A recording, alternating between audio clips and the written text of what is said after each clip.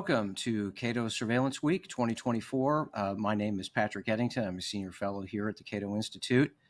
I appreciate you joining us today. We've got a great panel lined up not just for today, but Tuesday, Wednesday, and Thursday at this same time, 1 p.m. Eastern. We'll be doing additional panels that deal with an aspect of surveillance-related technology, policy, and the like. Just a very, very quick note. That if you are watching and you want to submit a question, you can do that either through our website. You can post to Twitter, Facebook, YouTube, etc. And we will do our very best to work in those questions during the course of our panel today. I think it's fair to say that electronic surveillance and other forms of surveillance, for that matter, have become, unfortunately, something of a fact of life here in the United States. And of course, it goes back to recent history with the passage of the Patriot Act in October 2001 in the wake of the horrible attacks on our country on September 11th, 2001.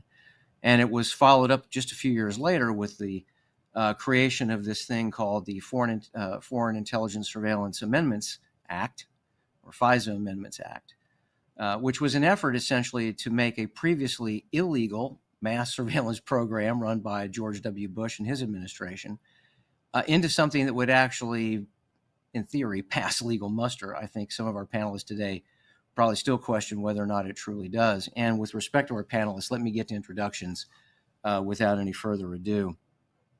We are very blessed to be joined by David Aaron, a former senior Justice Department official in their National Security Division, practicing attorney. Spent a lot of time handling foreign intelligence surveillance-related applications and related work, in addition to a number of other things at DOJ. We're very, very grateful to have him with us. Also joining us today is Sean Vicka, the Policy Director at Demand Progress, a longtime surveillance opponent, I guess would be a fair way of putting it, or a out-of-control surveillance opponent. And then finally, and hardly least, Liza Brennan, who is, of course, Senior Director of the Liberty and National Security Program at the Brennan Center for Justice, headquartered out of New York University. My thanks to all of you. I just want to jump in to begin with David. It will probably come as no shock to you, David, that it's rare that we get Department of Justice officials, currently serving Department of Justice officials, who actually want to come on these panels and have a discussion about these programs. So we really appreciate you being with us. The National Security Division within the Department of Justice was formed just a few years after the 9/11 attacks, and it has essentially become critical, a critical node, a critical mechanism essentially for operationalizing not just the Foreign Intelligence Surveillance Act, but a whole range of other programs that I'm sure you are not in a position to discuss publicly. But I would really love for you to kind of set the table here for us, to give us a sense of what folks should really know about FISA.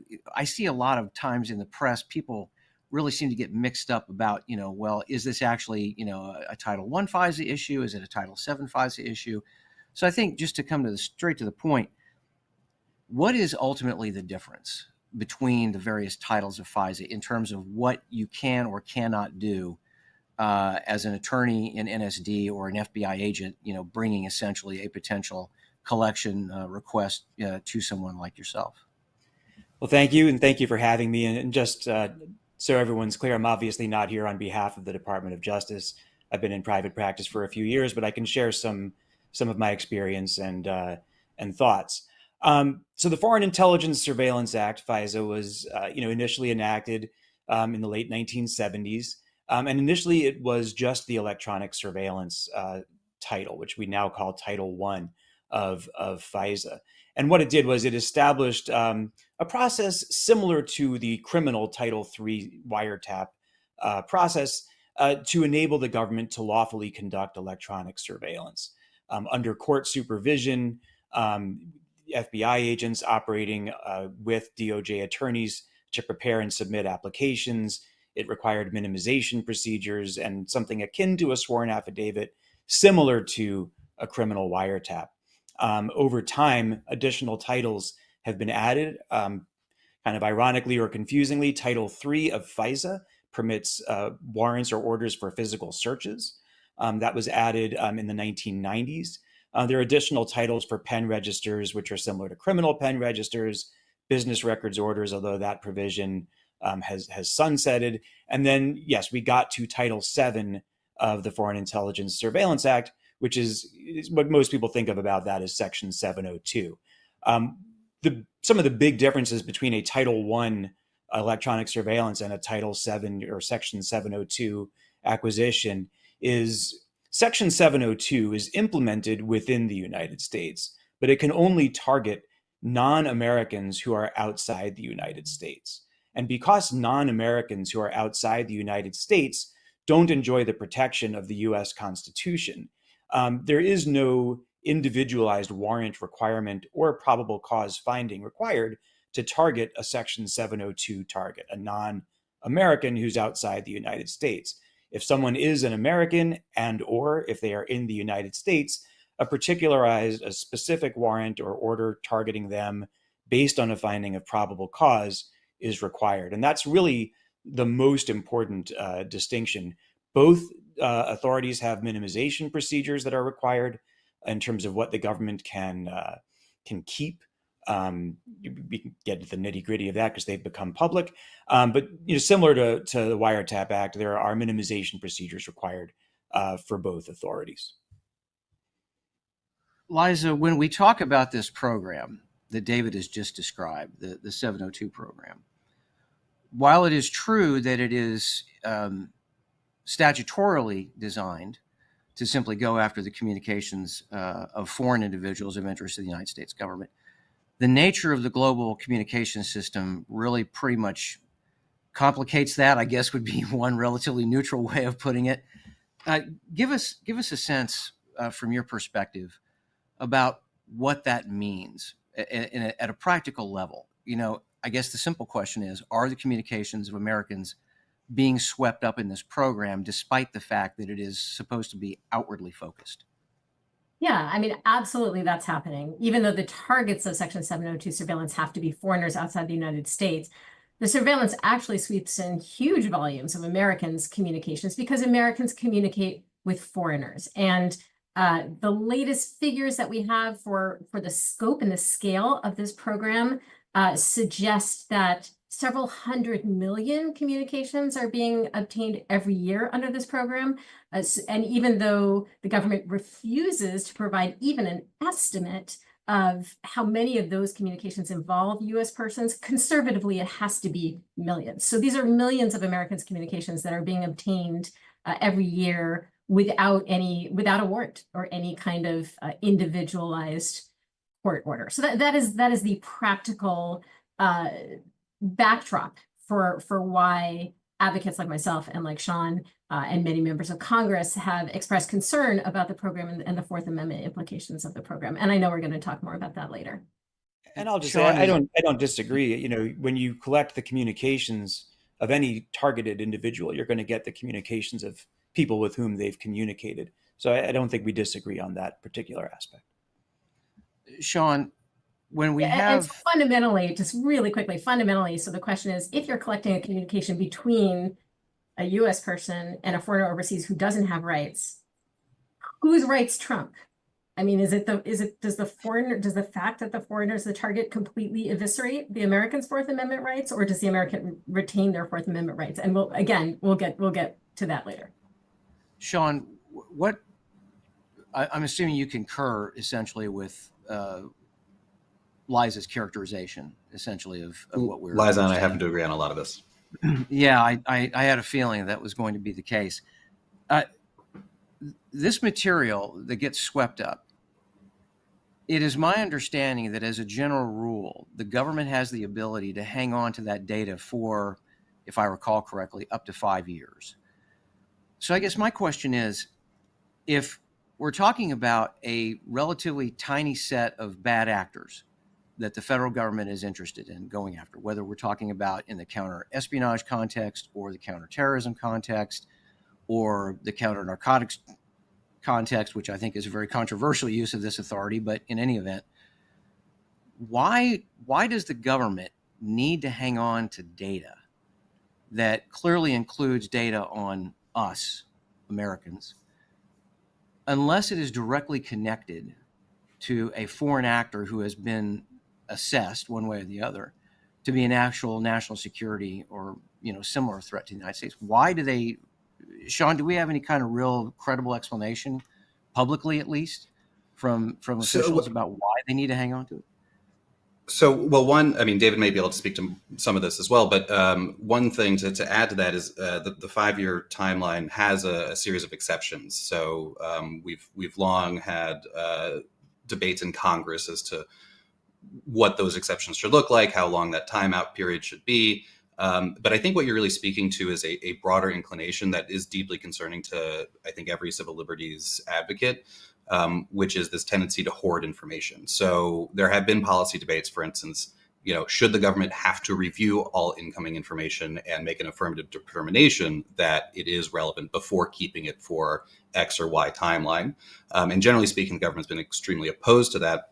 Undoubtedly for practical purposes, including for practical purposes along the lines of there's a lot of information that comes in. And so another detail that I think is worth sneaking into this answer is that the number of targets is not a tiny subset. It is not limited to only terrorist groups. It's not limited to even only bad actors. What information becomes relevant and eligible for acquisition under Section 702 is any potential foreign intelligence information. And that is a significantly broader set than I think most people think, and that the policymakers who really oppose increased protections around surveillance like to admit in public. So just a couple of data points. In terms of why would a government actor need to keep something for 5 years, I think there are a number of answers. I mean, one could argue that you don't know when something is going to become, more interesting to the government, when something might go from innocuous to more alarming. Maybe that takes 3 years, 4 years, 5 years to figure out. But it really, I think, does start to fall apart when you start looking at, perpetual retention of let's say encrypted information, of information that the government doesn't know what it wants to do with yet and doesn't necessarily have a plausible basis. And these are internally assessed. So the FISA court's not going through and saying, okay, this batch is worth keeping for this long as a general matter. The FISA court does review the procedures, but as applied, I think people would be pretty concerned about how much discretion the internal administration actors have in making these kinds of determinations. So I think they do have some things that they point to in terms of how long they want to retain information. But when you see what the policy proposals really look like, it really just always tilts toward as much as possible, which is virtually infinite, and for as long as possible, including when there is no reason other than they can't read it or they can't decrypt it. But David, I would invite you to chime in here because I suspect you're more familiar with these than I am. Yeah, for sure. My familiarity with it obviously limits what I can say about it. But coming out of, we were talking about, the coming out of 9/11, there was a lot of discussion of failure to connect the dots, failure to assemble bits of information. And I think that concern over losing dots to connect is probably at issue here. Certainly, the context that is provided for any particular data point expands over time as more data is collected, as more data is analyzed. I think your encryption point is well taken. What someone can't decrypt today, perhaps they'll have a technology to decrypt tomorrow or obtain the key or obtain some other way to decrypt that. So I think there are some legitimate reasons to want to keep the unminimized data for some period of time. 5 years is we can debate how many years that should be for, but the idea that raw information should be kept for additional analysis, for additional context, that for me, that makes a lot of sense. We can talk about the length of time, but the idea of retention for further analysis and further context, I think, that's quite important from a national security perspective. And Pat, if I could sneak in, Liza, go Liza, ahead. I'll come back to you, Sean. Yeah, I think what we've kind of skipped over is minimization and the reasons for it, and why it is required, and then we can ask whether It's consistent with Congress's direction to minimize the retention of Americans' information, to hold on to it for a floor of 5 years, because it's very much a floor. We mentioned before, even though the government is targeting foreigners overseas, it's going to sweep in Americans' communications in large volumes. And this is the key fact. If the government's purpose was to spy on those Americans, it would have to get either a warrant in a criminal investigation or a FISA Title I order, which we talked about earlier, in a foreign intelligence investigation, which is also issued on a probable cause showing. So to prevent the government from using Section 702 to get around these constitutional and statutory requirements, Congress did two things. It required the government to minimize the collection, sharing, and retention of Americans' information. So this notion that we might as well hang on to it because it might prove useful in the future, sure, but that's not consistent with the directive to minimize the retention of this information and the constitutional reasons for that directive. Congress also required the government to certify to the FISA court on an annual basis that it's not using Section 702 to try to access the communications of particular known Americans. And so I would argue Congress did not define what minimization should look like. It left it up to the agencies to define that. And the agencies have taken a view of minimization that is, perhaps not surprisingly, very maximal. And when 5 years is the floor rather than the ceiling, because functionally that is true, and there are entire categories of communications that are exempted and that are held for much longer or even indefinitely, to me, that's not minimization. There are other issues too, that like the backdoor searches. I assume we're going to get to those, and I don't want to take too long right now if you're still focused on retention. So let me go to Sean first, and then David will come back to you for a response. I was actually going to risk leapfrogging the agenda by going to backdoor searches, because I think these issues, including just the general tendency to hoard information as long as possible, it's not even unique to 702, but it's the kind of touchstone policy debate that shows up every time Section 702 is debated by Congress.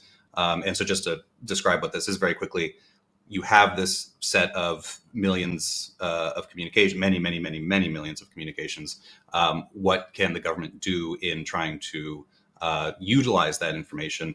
As Liza said, the intention of the targeting cannot be a U.S. person or somebody located in the United States, but 5 years later, or in some cases even longer than that, well, actually in many cases longer than that, can the government then turn around and say, actually, I am looking for this specific U.S. person. I want to know if they show up in any of these collected conversations. So the questions around hoarding, the questions around retention is maybe the same thing.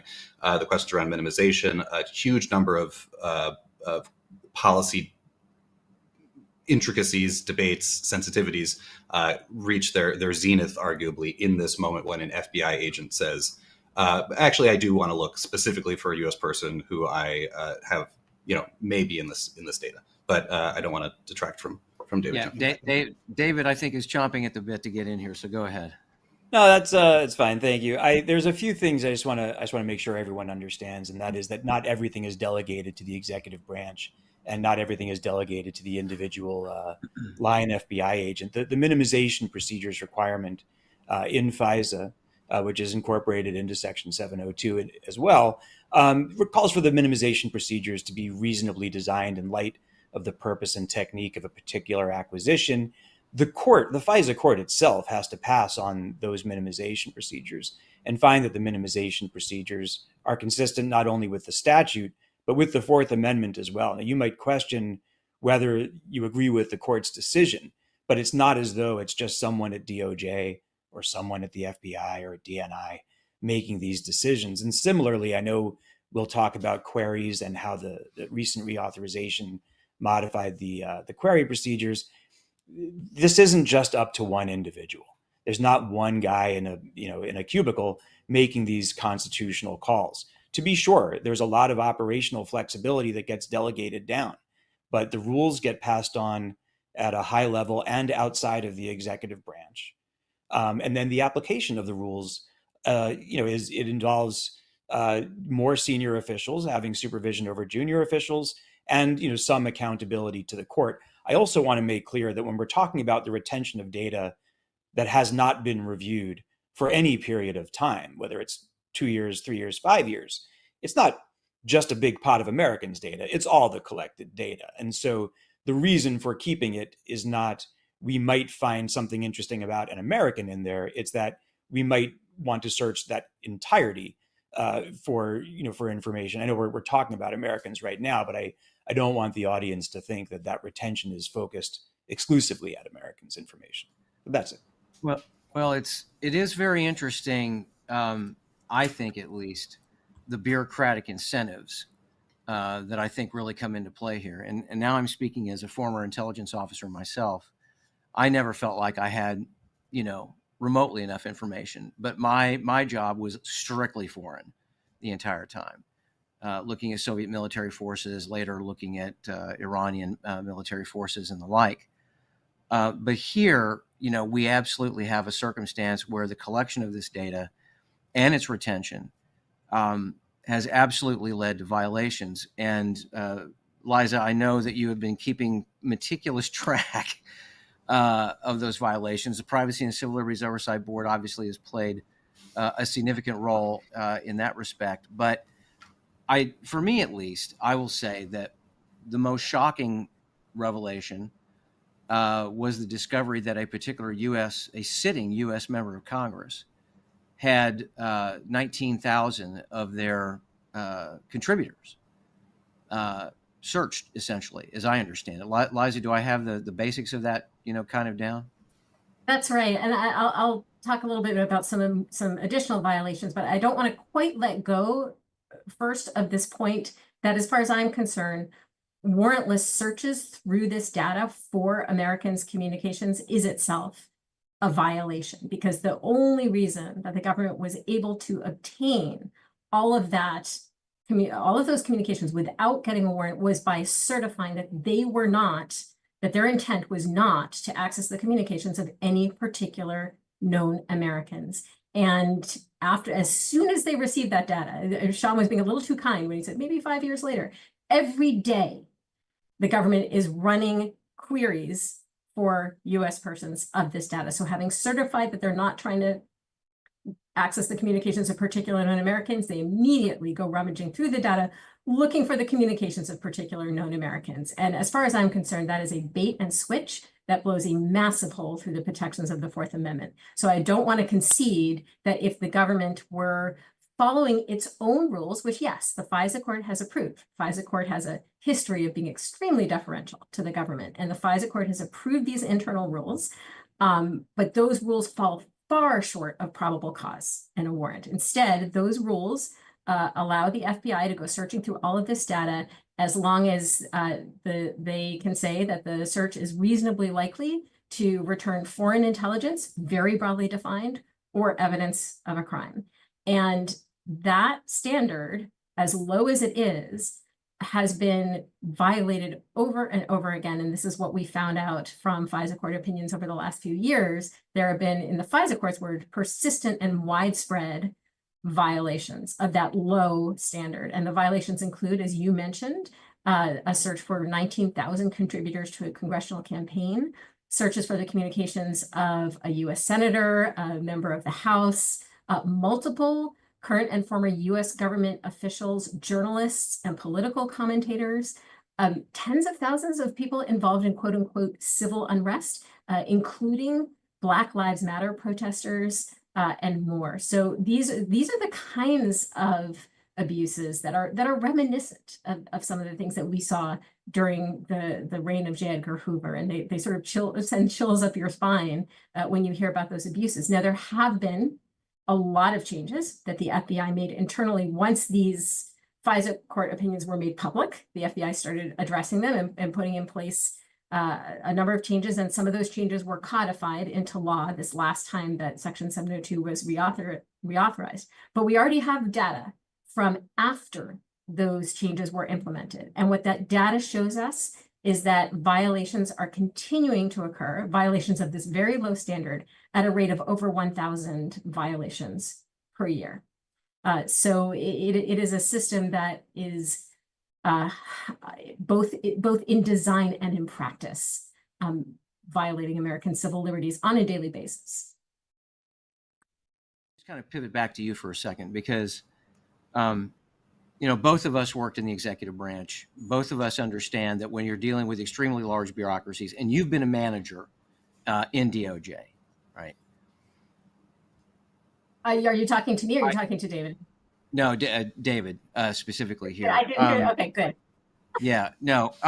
And so when you're dealing with large bureaucracies, I think oftentimes managers have a span of control issue in terms of whether or not they're able to keep track of all their people the way they should be. And I think there's also, I hate to say it, but there's also a cultural issue here. And I'm personally a fan of DOJ's IG, Michael Horowitz. I think overall he and his people have done a great job of bringing to light a number of issues within the Bureau.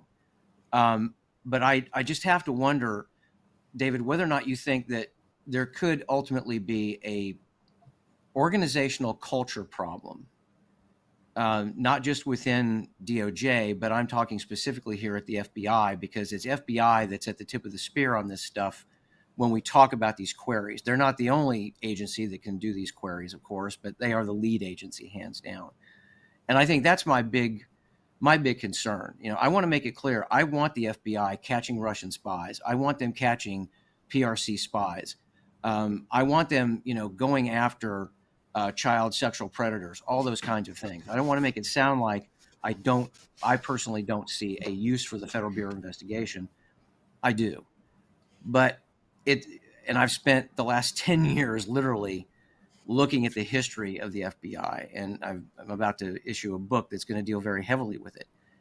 And I just have a sense that we've got a very serious organizational culture problem here. And Horowitz and his people, when they looked at the Woods procedure issue, which is connected to the Crossfire Hurricane investigation, they found at least half the FBI field offices had real problems there. And I think one of the statements that was made in Horowitz's report to Congress was that a lot of these FBI agents really just didn't see the purpose or the need to worry about Woods procedures or other things that help to guarantee that a FISA application actually has integrity, right? Can you speak to that? Do you have those concerns? Did you see anything like that yourself? Did you have to deal with that kind of thing when you were at DOJ? I mean, look, in any organization, there's going to be a range of people. But for the most part, for the vast majority, what I saw was agents who cared deeply about their obligations. I think there's always room to dedicate more resources to training and more resources to constructive oversight. Now, you've talked about the Inspector General and we've talked about the court. There's a very important office within NSD, within the Office of Intelligence, separate from the operational folks, whose job is to conduct oversight. And I was in that section for some time. And you go out to the different agencies, a lot of the time it's FBI, and you look through whether they've complied with those accuracy procedures, the minimization procedures, and other rules. What I think is that has to be a collaborative effort, as well as an effort that can provide some accountability. That's a difficult needle to thread, to be both educational and someone who imposes some accountability. But I think the culture at the FBI very much wants clear rules, wants good training on the rules, and wants to be able to follow those rules. And there might be some friction between parts of DOJ and parts of the FBI at times about exactly whose job it is to do the training, that kind of thing. But I don't see a resistance to rules when it comes to accuracy and minimization at the FBI. I think that there's always room for improvement, but I don't see anyone acting in bad faith. I will say that there's another kind of violation of procedures that happens, and I don't want to get into too much detail, but when technical means are used to review data, a misconfiguration can multiply an error. And so I don't want to I'm reluctant to put too much emphasis on statistics, although I take seriously the types of violations that the other panelists have talked about. Sean, when we talk about data and we talk about surveillance, the 702 program obviously is just one means that the government has of trying to keep tabs on individuals, whether those individuals are foreign nationals or whether they happen to be U.S. citizens that become, swept up in all of this and potentially even become targets. But I think all of us are extremely concerned about and extremely aware of the amount of commercially available data that every federal, state, and local law enforcement agency can have access to as long as they have the money to pay for it. So, in your view, from Demand Progress, how big of a problem do we have here, and do we have any solutions for dealing with it?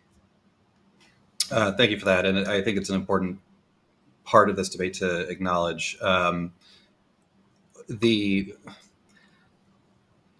one thing that's just has to be understood is that any of these given surveillance methods are one part of a puzzle, right? And on the inside of investigating these activities, whether it's criminal or foreign intelligence efforts or something of that sort, there are a plethora of different things that may be producing surveillance. And so being swept up in a 702 acquisition may make you more eligible for other types of surveillance and vice versa. And that is something that, unfortunately, the policy debates practically end up stovepiping a bit. But I think people who are really trying to get their arms around the totality of what happens in terms of surveillance that affects Americans really needs to keep in mind. And so the Wild West version of surveillance, as far as today is concerned, is this data broker nexus. There has never been more information about as many Americans available than there is now through data brokers. And they have absolutely none of the same safeguards that exist when it comes to, law enforcement in a traditional sense, or even, the FBI in its sometimes not perfect application of 702 procedures. For instance, the Supreme Court has said that if a officer wants to follow somebody for, through a tracker on their car for 3 weeks, that requires a warrant, that you need probable cause to do that. Data brokers simply view it as a business model, and the volume that it is more valuable the more people they do it to and the more detailed that information is. And then it turns into a commercially available product. And very, very far past the government assigning strict rules of the road for this, we have a literally innumerable number of agencies, state and local and federal, who have decided more or less, well, if we can buy it, it's fine. It does not count as a Fourth Amendment event. And also, we don't want anybody talking about this, and we also we want to spend as much money on this as we can, although frankly it's very cheap per person. And this is already out of the gate. This is something that is, I think, deeply dangerous in many formats, including to national security, frankly. And we are not that close to having rules of the road. Pat, I feel like you may be trying to get in here. I wanted to speak to something else that David said as well, but. Well, the court case that you were referring to with respect to putting, let's say, a GPS tracker on somebody's vehicle, that was the Jones case, correct? From, I think, what was it, 2014? Was that 2010 or 2014? I'm getting conflated with Carpenter on the 2014. Yeah, and then Carpenter was 2018. Yeah, it was 2018, right? And Carpenter, of course, dealt with cell phone data itself. CSLI, I believe, is the technical acronym for that. David, did you have something that you wanted to jump in here with respect to DOJ and law enforcement buying data? Any concerns about that? Should there be a Fourth Amendment or Fourth Amendment type probable cause warrant requirement for the acquisition of that data? There's legislation on that I know Sean wants to talk about. Yeah, I don't have a lot of experience with it. I do agree that an investigator who's investigating a target is going to look to legally available sources of information. So if, just like when the Electronic Communications Privacy Act was first enacted, if there's a policy decision that regardless of constitutional limitations, there should be a Fourth Amendment like structure built around particular data, that's a policy decision that Congress can make. I just, one interesting point is that almost, if not everything that we know about individual violations of FISA-related procedures were reported by DOJ and by the agencies to the court, and that's how they become public. And so it's an interesting distinction to draw between the government acquiring information directly and the commercial acquisition of information. Well, I think it would be fair to point out that at this point, the reason that those things ultimately come to light to the extent they do is because of pressure from groups like Liza's, like Sean's, and others to get Congress to pass legislation that essentially mandates that kind of reporting. Sean, you had another point you wanted to make. Yeah, well, and so the legislation that does deal with the data broker issue does exist. It actually passed the House earlier this year, which was, I think, probably a marker for the strongest surveillance reform bill to pass either chamber. I might go so far as to say since FISA itself. It's called the Fourth Amendment is Not for Sale Act. It's worth looking into. Happy to talk more about it. But with that said, I think that what we are going to see, if we don't already see it, is a beyond wrangling set of actors who are taking advantage of this, what we call data broker loophole, doing it. Maybe they've got some kind of internal rules, maybe they actually apply them, maybe they don't. But we're going to, I think, run into some really disturbing instances of this in practice over the next few years. One of the things that scares me, and I think most people in the privacy space, is how long it'll take us to detect those issues. But speaking to what David just said, I think there is credit to give any number of DOJ policies or administrative actors. I mean, in terms of what the right policy solution is, we tend to be at pretty aggressive loggerheads. But I don't have any doubt that there are people who really care about privacy in every one of these agencies. And it's a chance for me to say something that I do like to point out in smaller conversations, which is I'm not really necessarily worried about the Davids in the equation. I get very worried about how strong is this membrane between what is possible and a motivated bad actor. I don't think it's hard for anybody in this country at this point to imagine, what a motivated bad actor could look like in the White House. But I'll pull a historical example that I think is a really critical weakness to the idea that the internal controls are reliable. And it is actually how Pat mentioned at the beginning that 702, among other laws, were enacted to kind of make legal various definitely not legal surveillance programs that were initiated immediately after 9/11, generally broadly encapsulated as under the code name Stellar Wind. That program or set of programs was authorized after the top of the White House went and found their favorite Office of Legal Counsel, which is a pretty obscure DOJ office that renders legal opinions as to whether or not something would be legal, whose name was John Yoo, who has since become famous because of the torture memos, which is another example of one of the few examples where OLC, many years later, I think actually retracted those opinions and basically said, hey, can you produce an opinion that says this is legal?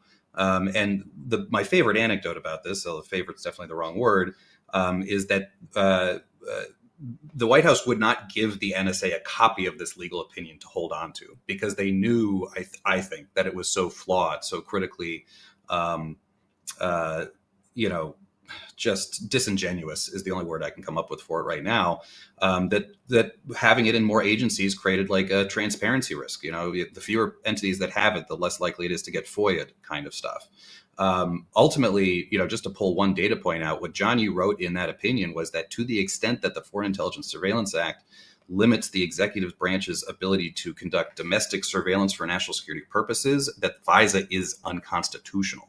Now, that is not an opinion that DOJ should be able to render by itself, certainly not an opinion that should be bypassing John Yoo's supervisors, which they also did. There are a lot of great Inspector General reports on this. And that, there are a lot of reasons to think this opinion was faulty, but just for the record, FISA explicitly is designed to regulate the executive branch's use of surveillance powers domestically in the name of national security. But having this locked away in Dick Cheney's lawyer's personal safe for north of 5 years allowed the program to operate all the way into 2006, 2007. That is enough time for the wrong president to do an incalculable amount of damage to our society and to democracy itself. So, again, and I think David takes this all well, so I really appreciate it. But it's something that is always, kind of a mystifying distance between privacy advocates and let's say people who think we don't spy on enough of us. Is we don't have to be worried about the current or the previous. We have examples. You go back to Martin Luther King Jr., but you can also do this John Yoo example. That I think should make us very, very deeply concerned about what a motivated bad actor at the top, whether it's the attorney general or the president or the vice president or any number of other actors, could do with these powers. So I should stop there because I'm at risk of falling off my soapbox. But let me get to David first, and then Liza, I'll come back to you. David, this issue of the ability of the Department of Justice to be resilient, and its personnel, its civil servants, to be resilient in the face of pressure from a White House is not a new phenomenon. This has been the case many, many times in the past. But when we see guardrails so radically exceeded time and time again, as we have, in the course of the last several years, it naturally raises the question as to whether or not, if you get a genuinely determined chief executive, someone who surrounds his or herself with people who actually do understand the levers of power, who do actually understand what the Office of Personnel Management can do at the president's behest to try to organize entire units out of existence, et cetera, et cetera. What is your assessment, David, of that kind of a threat? And you don't need to talk about any specific candidate. In fact, it would be better if you did not talk about any candidates. None of us should be talking about candidates. But the hypothetical determined bad actor in the White House with servants around them, acolytes around them, willing to kind of carry out these designs. Yeah. Is there any limit what they could do? I will say it did come as a surprise while I was working in FISA to find out that it was an unconstitutional usurpation of the branch of government's power that I was working in. I'll say this: the FISA system is set up to involve the judiciary, to involve Congress. There's now some role for individuals from outside of government to participate in aspects of it. It's not very extensive. You're absolutely right. Someone who wants to target all of the kind of institutional guardrails within an executive branch agency can make headway. I mean, there's no way around that. If someone understands exactly how to pick apart an agency, they're going to make some headway. I think what I saw at the Department of Justice and what I saw at the FBI was exactly how hard that would be, because up and down the line, and regardless of who people vote for, what you see a lot of is individuals who will stand up and say no, or who will take something to the court, or would potentially take something, to the appropriate congressional committee in the appropriate manner, consistent with security requirements. So could it ever happen? I mean, of course. But I think that someone who tried to really take apart all of the guardrails at DOJ and the FBI would have a very difficult task. And I say that, out of a respect and admiration for the people who are there. But no, certainly someone at the top of government who wants to take apart government agencies under their authority is going to be able to make some progress. Liza, you had something you wanted to add. I would just want to be very careful that we're not somehow suggesting that potential actual abuses of Section 702 are only a problem if we have nefarious actors at the top, or even nefarious actors inside the FBI. We know that's not true because the FISA court has revealed that there were widespread and persistent violations across administrations. So this is not just an issue of a nefarious actor, trying to, spy on Americans that person knows should never be spied on. The reason why we have warrants is because if you have to show, or at least one of the reasons, partly is to protect against nefarious actors, but also if you have to show evidence of actual wrongdoing, criminal activity to a neutral arbiter, you are much less likely to be able to fall back on prejudices, whether those prejudices are conscious or subconscious. And when we have an FBI agent who is searching, or agents who are searching for the communications of more than 100 Black Lives Matter protesters because they say, we think maybe they're acting under foreign influence.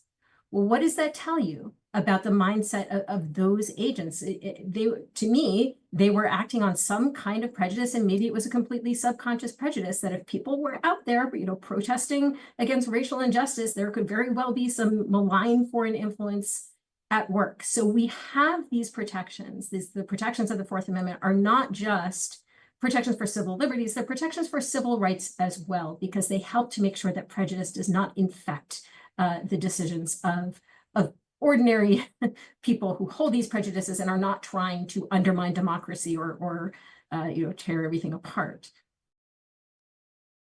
Sean, real quickly, and then back to David, because I know David's got more he wants to say. Thank you, Pat. I'll just, David, I think your points are well taken, and I know enough DOJ officials that I want to believe is my best answer to this. But I do think that unfortunately we've got a very volatile political context that we're all living through, and I think the head roads could be good or very effective, I should say, in terms of undermining some of the internal rules that help protect against what we're all talking about. And I think we'd probably spend a lot more time on this, but I'll jump to the point. There is an anecdote that is relevant to stellar wind that I think points us to actually a weak point in terms of this ability to deal with real abuse from the inside. And it goes back to pre-Ed Snowden whistleblowers, Thomas Drake, among others, who went to the House Intelligence Committee and went to a Republican staffer named Diane Rourke and said, there's a massive violation of constitutional rights ongoing on a programmatic basis that nobody's allowed to talk about, which is, exactly, I think, the last step of David's hypothetical. That staffer went to House Intelligence leadership, went ultimately to, I think, at the time, newest member of the House Intelligence Committee, trying to get any kind of, let's deal with this. Now, just for clarity, everything that's come out since 2006, 2007, which postdates what I'm describing, has concluded stellar wind was illegal. This opinion from John Yoo was deeply problematic. This is a huge problem. It actually ends up catalyzing almost all of the laws that you might hear a panel like this debate for a bunch of reasons, and a lot of it's cleaning up a mess that never should have existed. And David, I'd be curious. Well, I don't have any reason to think this is what David is specifically talking to, but this is an example where it failed. That political leadership in those committees is aggressively disincentivized from taking real action and responding. Instead, they told the staffer never to bring it up again. When the staffer went in turn to the then, I believe, junior member of HIPSI, they were told they would look into it. This is all in one of the Stellar Wind IG reports. That member never followed up. Eventually, the staffer in question, I have to imagine, did leave the Hill, I have to imagine, in disgust. And this all precedes, and one might argue, fosters an Edward Snowden-like dynamic where you have a much greater leaking of information occurring. But just to make the point as to how disincentivized these political actors are from seriously addressing these things, that younger member of the Intelligence Committee's name was Richard Burr, and he would go on to be a senator and chair the Senate Intelligence Committee. So we are talking about exactly the kind of actors who I think, unfortunately, in the intelligence committees in particular, have demonstrated themselves. And I'm not talking about the staffers. I'm not talking about the career civil servants. I'm talking about the last gasp of a defense against these kinds of abuses failing in our recent lifetimes. But it does not mean that I'm not hopeful that David is right, that any serious abuse of these guardrails would be stopped by internal response, which I think we have also seen some evidence of. Please go ahead. I don't want to get into the minutia of the Drake case, and probably shouldn't. But I think there are additional avenues that someone could pursue today, and they could be pursued quite differently. But I do think we're talking about two different scenarios, right? One question is, how much could someone weaken or violate the law before something stopped them? And the other is whether current law, people acting completely consistent with current law, would still be doing either the wrong thing or something that isn't what we want them to do. And I think like we've said, in day in and day out, the concern is that if the system is operating the way it's designed to, is that leading to over surveillance? Is that leading to what some panelists would call the backdoor searches? And I think that these are two separate questions. How could an institution or a set of institutions protect themselves against a campaign to weaken them, versus when those institutions are functioning the way that they're supposed to, is that the result? Are they giving us the result that we want? And we need to decide which conversation we're having. Let me bring in a question from one of our viewers. John Metelsky asks, let's suppose that if the comprehensive access of any and all human communications can be accessed, curated, examined, does this suggest a new normal for civil liberties? In other words, if the technology can't be avoided, is anybody ready to address a new normal for our founding documents? And I think what John is kind of driving at here, without necessarily saying it, is potentially the impact of artificial intelligence and related technologies, large learning models, and so on and so forth, becoming potentially weaponized in a way where, the Fourth Amendment and the First Amendment maybe seem to have lost any kind of effect or meaning. Anybody got any thoughts on that?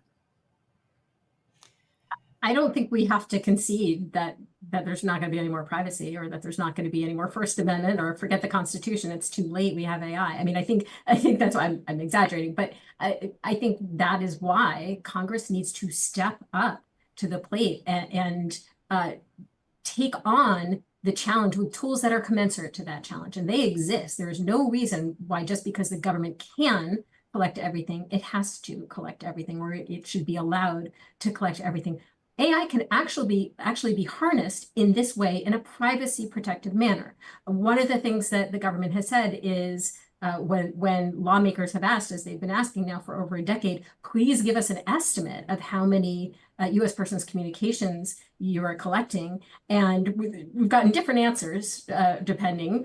Some administration officials have said, sure, we'll get it to you by the end of this period. And then a new administration came in and said, nope, it's not possible. But one of the reasons that we've heard for why it's not possible is because you can't figure out whether someone is a U.S. person in order to count that communication without violating the U.S. person's privacy, without conducting some kind of manual, either review of the communication or investigation into that person. Well, AI could be used in that. There are many other ways that could be used that have been put forward by advocates, and including researchers at Princeton who said, oh, well, here's a way you could do it. And those didn't rely on AI. But AI certainly provides another way that there could be an automated determination to some degree of certainty as to whether communications involve U.S. persons or not. That could be used not only to provide this estimate that has been requested for so long. It could also be used for minimization. It could be used to say, okay, these communications involve U.S. persons, and so we are going to delete or redact maybe just the U.S. person side of the communications. David was saying earlier, this 5-year minimization floor applies across the board, and that's why the government might feel like it needs to keep things for that longer period. Well, let's harness AI to say, all right, these are not foreign targets communications. These are the communications of U.S. persons. We're going to delete those. We're going to get rid of those. So there are ways that AI can be harnessed in a privacy protective manner, just as it can be harnessed, and probably is being harnessed right now, in a manner that really violates Americans' privacy, including using it to analyze Section 702 data without formally conducting a query, thus getting around some of the limitations on U.S. person queries. Sean, you wanted to jump in there real quick? Sean, I think you're muted. Thank you. I'm concerned about the sequencing, I guess, of what Liza just said. I think it is conceptually possible that AI can be helpful in certain respects to certain privacy objectives, but the government is not going to start with those.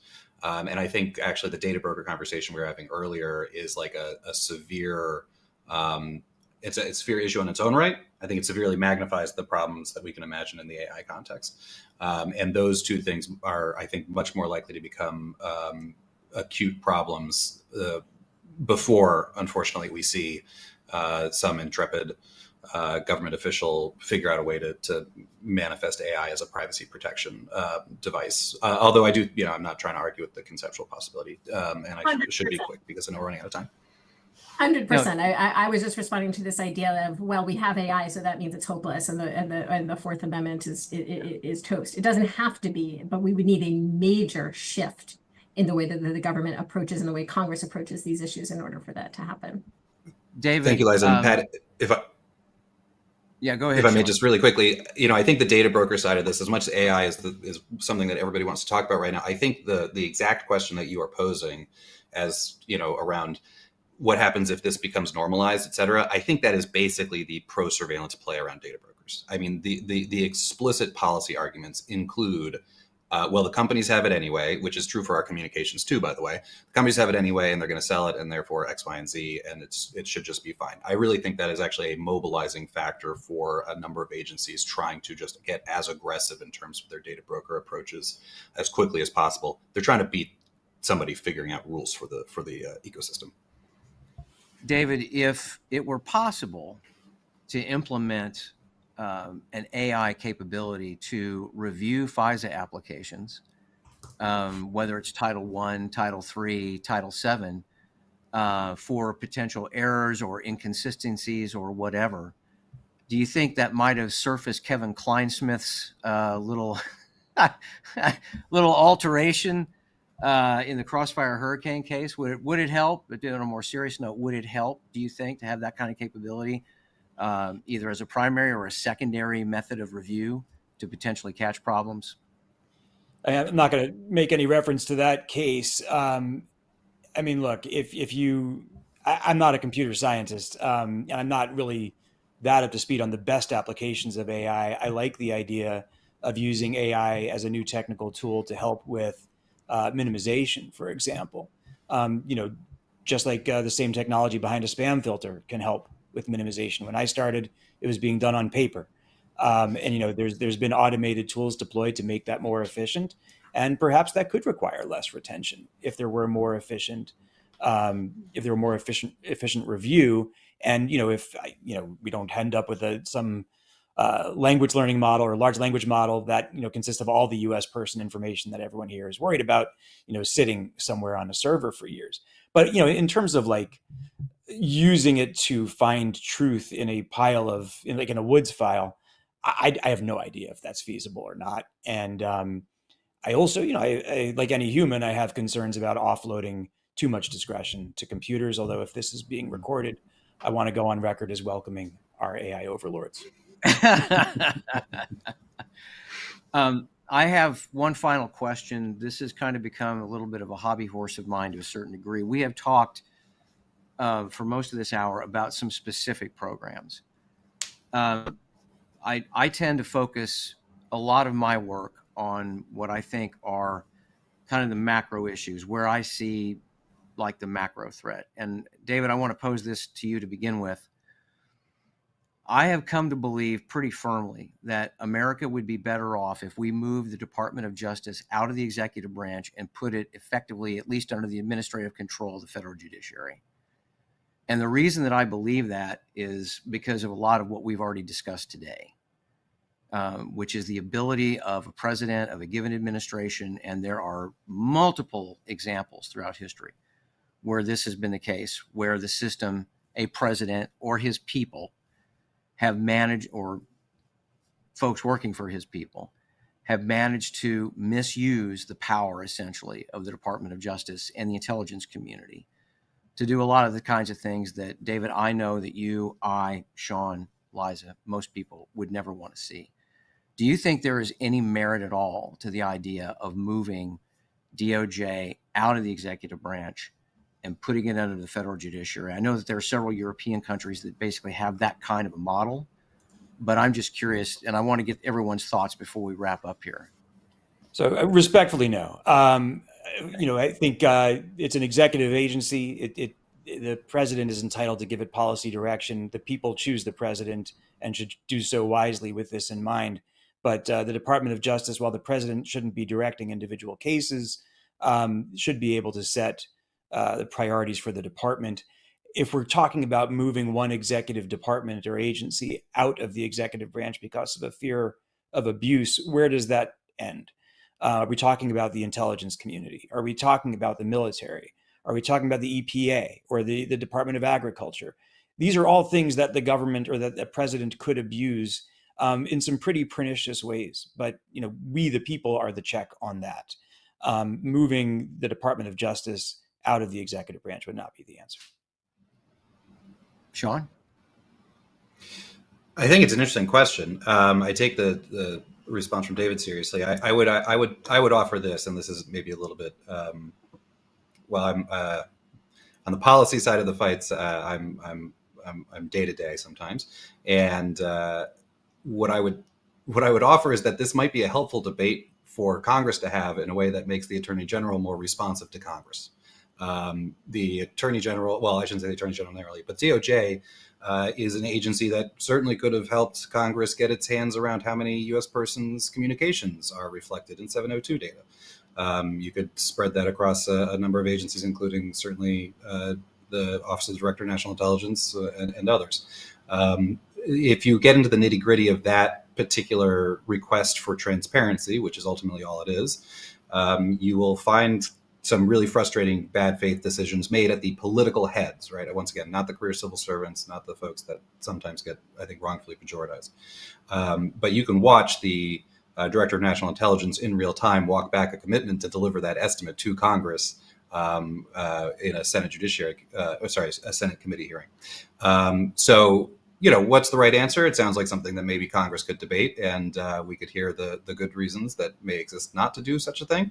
But I think that there are agencies, including the DOJ, that need to be dramatically more responsive to Congress, including for a lot of the oversight reasons that we talked about. Liza, you get the last word. Yeah, well, you would need a constitutional amendment, I think, to do that, which would be tricky to get hold of because obviously, it is only the executive branch that executes the law, right? It's not the courts, and the courts can only decide cases and controversies, and DOJ does a lot more than that. So you would need a constitutional amendment. I'm not sure I would support that because I do think that DOJ should do more than what the courts do, which is to say what the law is.